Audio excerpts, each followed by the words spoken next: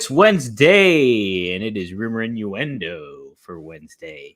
I'm Dominic DeAngelo from Ad-Free Shows, SCScoops.com, and I'm here with, as always, Robert Karpeles, WWE Creative _ish on X, and I'm happy to be with him today. Robert, good to see you. Happy Wednesday, man. Happy Wednesday. Hell of a show we got for you today. The show has gotten even bigger than the run sheet when the run sheet was originally written, but I couldn't help but notice as we were watching that countdown from 60 to 0, when it hit 10, a certain guy popped in my mind that we'll be talking about in just a little bit. Want to throw some shout outs here to those folks in the chat room. First, Christopher Zanto, good morning from California. Let's talk some Billy and the CW. I'm ready. Got the pumpkins playing in the background. I'm really, let's hook them up. Look, Chris, we were all ready to talk about Billy and the CW. Unfortunately, bigger news story has emerged today, unless, Chris, you want us to forego talking the legacy of Virgil. That's right. I'll put this on you, Chris. Do you want to besmirch our man Virgil? Alt Jake here says R.I.P. Virgil. The afterlife got a little more meaty. Dom, I think that's the perfect place for us to start. That's it. Yeah, we are going to start with that. Virgil, better known as Mike Jones, passed away today. This morning at the age of 61. He was suffering from dementia. He was diagnosed with dementia back in 2022 and then suffered a series of minor strokes, even up until last week, I believe he had some. And Mark Charles, who is actually a referee in the local promotion for KSWA, was with the family when he passed. The quote he issued today on Facebook, I happened to see, was, "My dear friends, it is with great sorrow that I bring news from the Jones family of the passing of our beloved Michael Jones, whom we known and loved as Virgil, Vincent, Soul Train Jones, and more. Virgil passed peacefully at the hospital this morning, and I ask that you pray for him and his family. May his memory be eternal."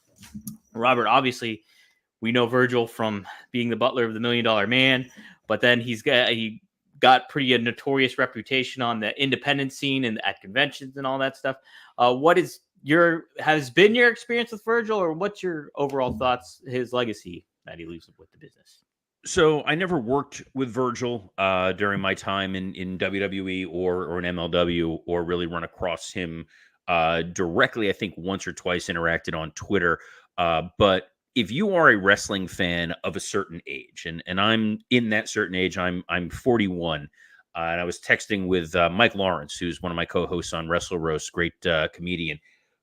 The time when Virgil turned on the $1 Million Man, Ted DiBiase, and stood up for himself was a seminal moment of wrestling fandom for a lot of us. If you grew up in that Hulkamania era, if you were a fan in the 80s to early 90s, you know, that moment with Virgil was so well earned and such a huge moment.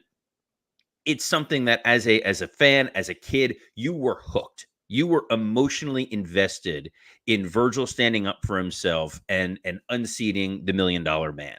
And I think that moment solidifies Virgil within the confines of wrestling history. The name, obviously, a joke, a rib at the expense of the American Dream, Dusty Rhodes, whose real name is Virgil Runnels. They wanted to make him Ted DiBiase's manservant. Vince had always said that he felt that Ted DiBiase would be the character he could play if he were a wrestler. So that says a lot about Vince. But Virgil made a lasting impression on fans who watched during that era when he went over to WCW and they named him Vincent as a shot at Vince McMahon.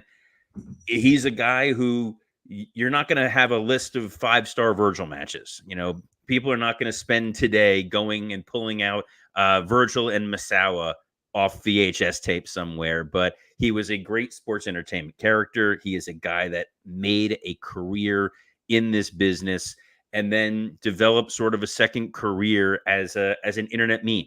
We've all seen the pictures of Virgil alone at a table, set up in a Subway or wherever that may be to try to get sell autographs, cash in on that legacy. He'd come back a number of times to WWE and AEW.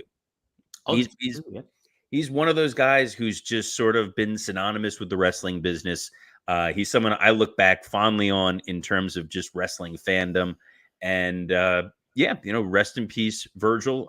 Dom, have you had that was hard for me to say, any interactions with Virgil? Yeah, I've had a couple. So back in 2009, I was just at Clarion University. I was leaving. I was going to go move to Philadelphia. But before that, there was a signing in Greensburg, Pennsylvania. Bruno Sammartino, Dominic DeAngelo were going to be there. And I grew up a huge fan of Bruno. Like, always wanted to meet him. Always wanted to get that interaction. So go to the Greensburg Mall with my brother Marcus. Sure enough, we meet Bruno. Great experience. Told him my great grandfather watched him wrestle, all that stuff, and he was like surprised. Very nice. Dominic DeAngelo is very nice. So we get done with that. We're walking around the mall. On the other level of the Greensburg Mall, there's Virgil, and he Marcus, my brother, starts chatting him up a little bit and stuff like that, and Marcus is like, "Hey man, can I get like a picture or something?" Or I think Virgil offered to get a picture for like $10, and Marcus is like, I don't have that. How about $5? And he was like, "All right, I'll take $5." So $5 picture for my brother Marcus with Virgil, and then I got to meet him again just in passing. I live in the Little Italy area of Pittsburgh, so it's called Bloomfield. They have a thing called Little Italy Days where there's all these stands set up, people, tables, everything like that. Sure enough, Virgil was at one of them, like probably about 4 years ago, and so brief interaction with him there. But that's kind of been it. But yeah, I mean, my fandom, it is like Virgil had an impact during that era, like from when you think about it, from obviously his Ted DiBiase experience. But yeah, I growing up a WCW kid and being very invested in that NWO angle and everything like that. I mean, he felt like a valuable aspect to that whole thing in a lot of ways. Just an added character that you recognize from WWE that was in that group that just run roughshod over WCW. So he added that other element on there. Fun to see him as a manager on WCW, NWO Revenge, all that stuff. So, yeah, look, he had action figures. He was in video games. He was a part of the wrestling world. And I'm sure there's going to be an outpouring of support and meat sauce related tweets and messages. Virgil, the unofficial official spokesperson of Olive Garden. So hopefully they capitalize on that there.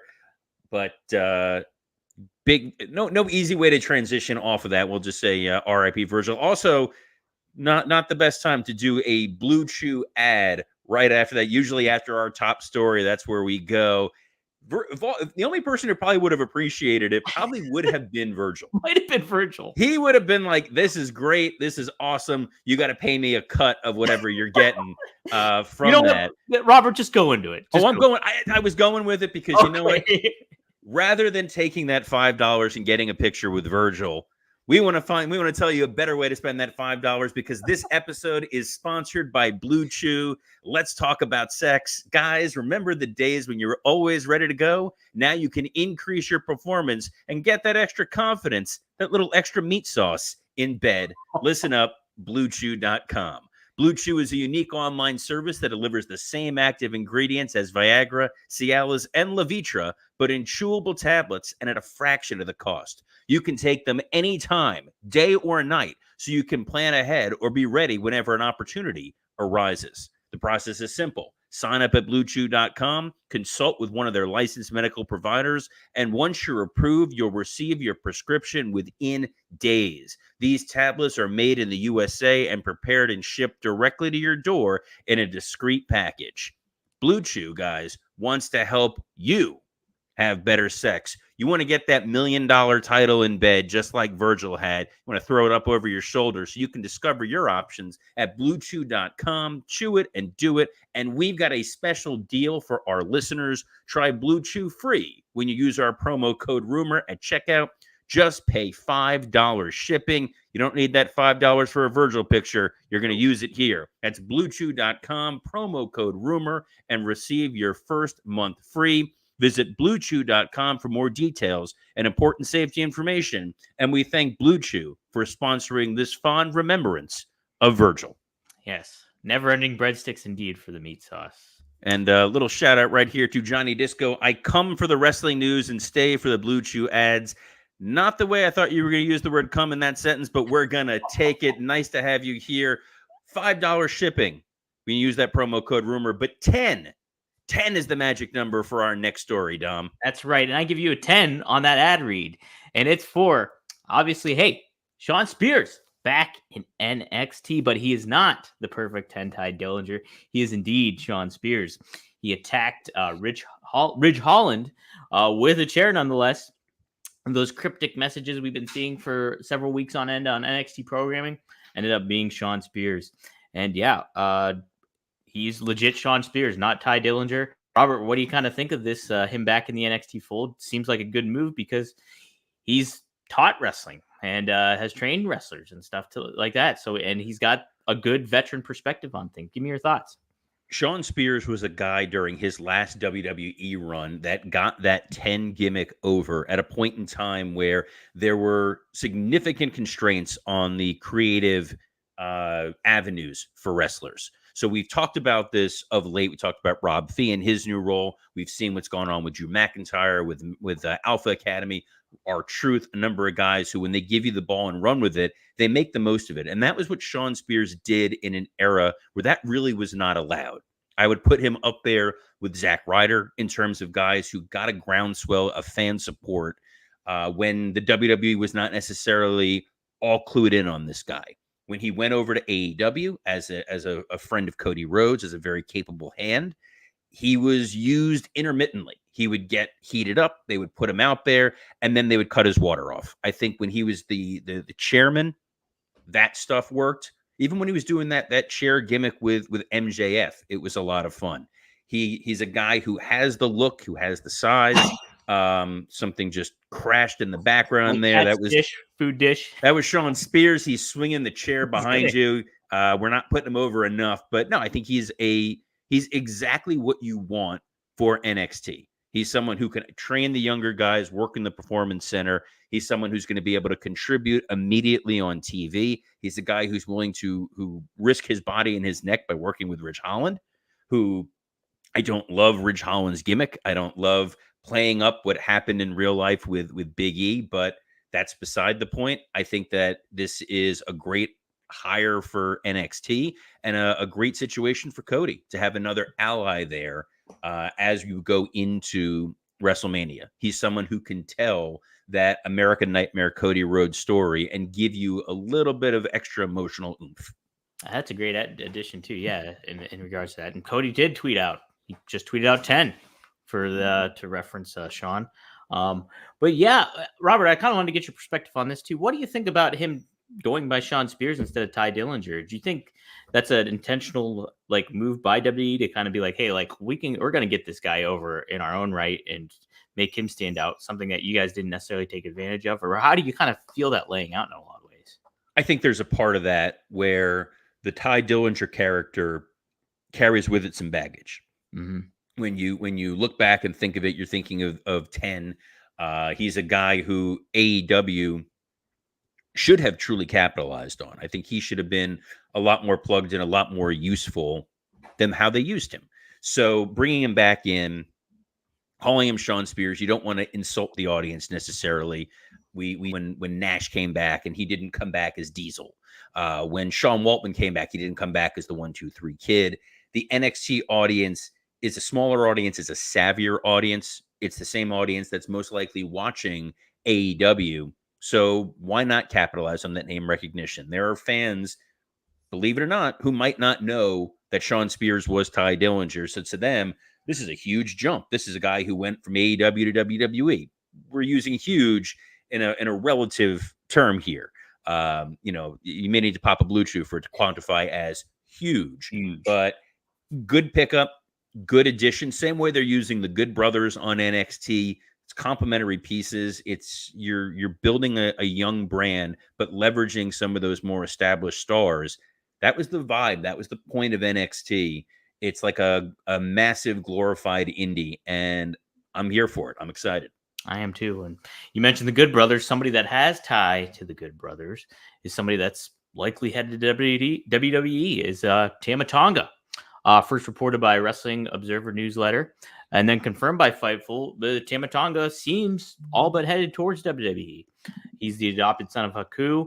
Obviously, the Gorillas of Destiny, him and Tangaloa together in New Japan really carved, helped form the Bullet Club. He's a versatile player, I think. Great on the mic, underrated on the mic, I would say. And where do you kind of see him fitting in? Would you plug him into the bloodline? Or, I mean, obviously he has those Bullet Club ties. You could do something him with AJ Styles and the Good Brothers too. There's some options when it comes to Tama Tonga. I think, Tama Tonga is a guy that I'm a huge fan of. Fun footnote, he was the very first match in the returning MLW. It was a surprise one-off, him and Danny Burch. Hell of a lot of fun. Super nice guy. I mean, He's got a menacing appearance to him. He looks like a guy you do not want to mess with. But super nice, really, really talented. I'd said for a little while I thought that he was going to find his way into WWE. I'm excited that he's there. I think he's an immediate addition to the bloodline. I think that is another number that they need. We commented on the finish of Raw with Heyman with the cops just felt a little lesser than. Whether this is Roman being unseated after he loses at Mania and Rock brings in another young guy. This is somebody to work to team with Solo. Maybe him and Jimmy are working together. You need to have another piece. There needs to be more to the bloodline than what currently exists. Our hope is Tama Tonga, maybe, fingers crossed, Jacob Fatu. You've now refreshed that group, and the advantage that they have, the collateral, the goodwill that they, I don't know, collateral, the goodwill that they've accumulated, the currency, that's the word I was looking for there, that they've got from the bloodline is you brought Solo in as a guy from NXT, and he suddenly feels like a main event level threat.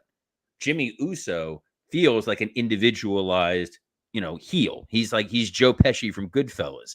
Jey Uso became main event Jey Uso coming off of this. There's still a lot of juice in the bloodline. People laughed when Paul Heyman, the advocate, one of my all-time favorites, said last year that we were only in the bottom of the third when we were coming up to Mania, and people were like, I don't know.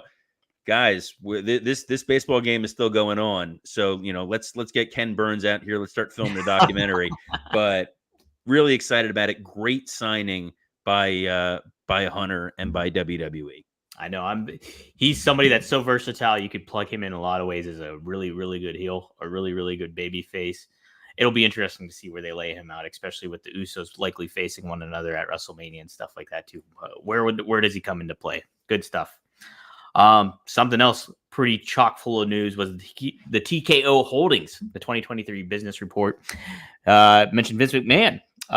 They say Vince still holds voting power. In the statement made, Vincent K. McMahon, who served as executive chair of the company's board of directors until January 26, 2024, controls a significant portion of the voting power of the issued and outstanding shares of the company's common stock. Now, Robert, you can give your perspective here. I can continue because there's some stuff more regarding Vince McMahon as Mark Shapiro distanced themselves from Vince. But do you have any kind of perspective on him having voting power at this moment in time when it comes to? So I do want to because the COO had a comment. He said that he, being Vince, will do whatever he's going to do, and we're all on the sidelines. We'll have a look. We'll see. We have no idea on timing. We're not having any discussions with him. He's given us no point of view on his motive or his plans to sell or not sell, or if he does, how much. So we're going to wait around and find out, just like you. Minor business entities point of clarification here. So Vince voluntarily stepped down from his position, however voluntary that may be is debatable, but he still does own a significant amount of stock, and you cannot necessarily force somebody to sell their shares, the stock that they own. That is what Vince has. Those shares come with voting rights. Vince has sold stock before. He may sell stock again, but this is not a revelatory story. This is not, breaking news that Vince is back or he now has power. He is a shareholder. If you are a shareholder in a company, you have potential voting rights, whether that is 1 share or 1,000 shares or 1,000,000 shares. So Vince is going to have some degree of voting power. He doesn't have enough to be a majority to make any sort of material decisions. I don't think he wants to. The only thing that he has right now to really protect his financial future is the health and stability of TKO. And that's why he stepped back. That's why he has stepped away. And he will sell portions of those shares over time to help fund increasing legal bills. And eventually, when he goes and hides out in Saudi Arabia living with the royal family. That is, by the way, how I legitimately see this, an avenue of this ending for Vince. Wow. Is he's made friends with the Saudi royal family. I think that they would probably welcome having him over there, and he would live pretty well in the kingdom of Saudi Arabia, far from all the issues going on here in the United States. Wow, man, what a development that would be. Jeez, I think that'd be wild, but I could kind of see it. But I also see there's that part of Vince that like no retreat, no surrender. right? Like I've beaten the government, I'm staying. You never know. With Vince, the dude grew a mustache. The guy hated facial hair for so long. Like that was one of the things I was like, don't grow facial hair if you're working here. Now I have facial hair. This is a post-COVID phenomenon, but never had facial hair because it was like, I don't want to deal with the facial hair. It's like Steinbrenner and sideburns. Right. Stuff I don't want to deal with. But you know what I do want to deal with, Dom? I want to deal with All Elite Wrestling, which has a big show tonight. Yeah, here's a little preview here. They had this all listed on the advertisement graphic for tonight's show, which is hailing from Conrad Land in Huntsville, Alabama, by the way. Sting's final Dynamite. Well, you'll see Conrad in the front row. Wherever he's sitting, you'll probably still see him. We love you, Conrad. There we go. We love you. Eddie Kingston and FTR will be tagging up to fight the Blackpool Combat Club and Bryan Danielson, Claudio Castagnoli, and Jon Moxley. A legacy match here. Chris Jericho returns to AEW Dynamite to fight Atlantis Jr., who Chris Jericho made note that he fought his father when they were in CMLL together as Corazio de Leon. Also on tap, we have Chris Statlander versus Sky Blue. Will Ospreay will make his official debut as an official AEW roster member. And then Hangman Page addresses his Revolution status. Robert, what do you kind of hope to look out for here when it comes to maybe a creative change, a new era kind of seeing? We got Jennifer Pepperman now in the mix and everything like that. What are you kind of hoping to take note of as this show progresses maybe tonight? So I think on the Jen Pepperman piece, it sounds as though she's being brought in to work with Mercedes Moné. So we may not see her fingerprints on anything until we get to Big Business, where it kind of feels like that's when we're going to see the former Sasha Banks show up. It's Sting's last Dynamite. We talked about this before. They've teased this Flair heel turn, I think specifically so you can get one last Flair and Sting in the ring on Turner Television with Shivani in the middle of the ring. It's pure fan service, but I have a feeling that's what we're going to wind up getting. One last time, Flair and Sting antagonistic. Tony standing in the middle, looking lost with an earring, waiting for his time cue. We love you, Tony. Eventually that suit will fit. Eddie and FTR versus Blackpool Combat Club. So I don't tend to watch Collision. I watched it this past week for a Wrestle Roast Patreon episode that I did with Scott Chaplin, Dan St. Germain, my co-hosts. And it was great seeing FTR in action because they're just not on Dynamite. It was great seeing Eddie Kingston. He doesn't show up on Dynamite. Glad to see them there. I think it'll be a really fun match. The Jericho thing, anytime I mention Chris Jericho on this show, guys, people are like, oh, no, here it is. Click. Oh, God. Wrong guy. That was previous management. We've talked about the problems of having Chris Jericho on TV, of it being a distraction, of it being something that has taken away from the overall product. Having him on there against a masked guy who I wrestled your dad once, I don't know what you're really accomplishing here. Because if it's a babyface Lionheart Chris Jericho against a masked wrestler in Huntsville, Alabama, that's not really fitting that specific target audience. If you're trying to tell a larger story, Jericho does not have a match at Revolution. It feels weirdly self-indulgent for someone who it's probably best if he just takes some time off. Ospreay returning in his re-debut, that should be your big moment there. Problem is, it's going to be saddled with Don Callis. Yeah, I don't know. It just seems like an afterthought too, especially when it comes to this is Sting's final Dynamite. You want to make this seem big, and will Ospreay be in the mix and everything like that? Uh, I just kind of keep thinking too in a lot of ways. And I think I referenced this before on the show, is like the build that WWE's been doing for Andrade, like with the vignettes and everything coming back, the video packages. Heck, they did something with Grayson Waller here on Raw this past week, like a little video package. You know, you haven't really gotten that with Ospreay, have you, on AEW? It just hasn't. You want to make him feel like a big star, big talent. He is one, but you got to position it in the right way. And it's just, I don't know. I obviously hope it'll be tuned in television because of Sting's final Dynamite and what you happen to say with Flair and stuff like that. Those possibilities coming into play. And then we'll get some update on Hangman. Should be an interesting show either way going in. Oh yeah, there's the Hangman update too. Yeah. Is his ankle hurt? Is there something else going on? Are we trying to swerve you, bro? Because it's Swerve Strickland. Muddy in the waters, Robert. The pay-per-view is Friday. Actually, fun little plug here, guys. Tomorrow, Thursday, is the press scrum, the Tony Khan pre-revolution press scrum, and our own Dominic DeAngelo will be on there to ask a pointed question. It'll be interesting to see what comes out of that brain of yours, and how Tony responds. Tony has been, to put it politely, hit and miss with some of these press conferences with the way he's handled some of these questions in the past. I don't know what issues are going to arise. I think this, for him right now, he wants it to be all smiles. Coming into the last pay-per-view, there were some issues that had occurred due to some potential rumor and innuendo. Not that anything that we're talking about here today, but of late, the news story is, hey, we got a new logo. Yes, the new logo, new look, everything like that coming up. That'll be on the following Dynamite here, and then leading into Big Business. I'm wondering how big of a refresh button this is going to be. Like, will this be a new change for AEW moving forward in 2024 with all these elements coming to play? New look, Sting retiring, Jennifer Peppermint, all these perspective elements, or is it just window dressing?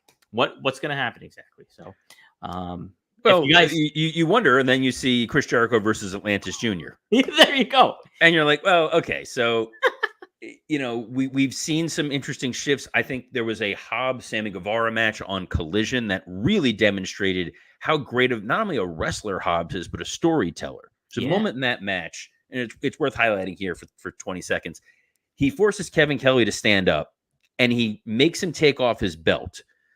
This is not a Vince NDA situation. He takes that belt and then whips Sammy Guevara with it. It was such a great little bit of bullying, of storytelling, playing it into the match. We've seen the elevation of what's going on with Wardlow and his hopefully shedding the devil and all that nonsense, and we can just move on because good, bad, or indifferent, our boy Tony reads the Observer Awards. And when he saw, worst story of the year, the devil, worst feud of the year, MJF and the devil, I think he sees the tea leaves and is like, you know what? Maybe we push this thing off to dark and dark elevation, which no longer exists. So put all that on there and focus on the stuff that people do want to see, which is they want to see Swerve. They want to see Ospreay. They want to see great wrestling. They want to be able to say goodbye to Sting in a way that is befitting of Sting. And damn it, we want a new logo. Yeah. That'll fix everything. That fixed everything in WCW. Did it? Getting their ass kicked during the Attitude Era, ratings going down. And what they did is they brought that new logo that looked like a flying Jewish star from like Jews in Space and History of the World Part 1. And then WCW won the ratings war. Yeah, that's right. Above average Mike Sanders and Jindrak and O'Hare. And they crushed this Austin and Rock guy. And here we are in the Nitro era. Oh, wait, no, that's completely wrong. But what's not completely wrong is the fact that you want to hear more Dominic DeAngelo. Dom, where else can the fine folks hear you? Sure, guys, you can find me at One of a Kind with RVD. If you go to rvdtv.com, We got the new episode up, as I said before. Sabu was our special guest. Very, very, very fun episode. Sabu gives some good stories. RVD, just hearing him and RVD just shoot it together is great stuff. And also yesterday, it dropped a new episode of Straight Talk with the Boss, Magnum TA and Greg Gagne. Cover Bruiser Brody, cover all the ongoing elements, including the Rock's new heel turn stuff, fun stuff like that. Very excited to talk to them, get their perspectives on Ole Anderson and Virgil as well, coming up on this week's recording. But hey, guys, if you do have a suggestion, maybe what you want me to ask Tony Khan during this media call, drop them in the comments down here. Well, we do have the hashtag RIPod. That is the official hashtag for Rumor and Innuendo. So if you have a question that you want Dominic DeAngelo to ask Tony Khan tomorrow, tweet it at us at hashtag. Just use the hashtag RIPod. You can tweet that to any of the places where you may be watching and streaming this show right now. So at Dominic DeAngelo's Twitter, at WWE Creative _ISH, at SE Scoops, as well as at Podcast Heat. And then also the Rumor and Innuendo and ad-free shows, YouTube pages where we are streaming. Man, we are everywhere. Wherever you get your podcasts, as Dom's doing I can't tell if that's an everywhere thing or you're like a mime slowly drowning. It's up to interpretation. All right. Well, on behalf of the highly interpretive Dominic DeAngelo, I'm Robert Karpeles. Best of luck in your future endeavors. Goodbye. RIP to Virgil.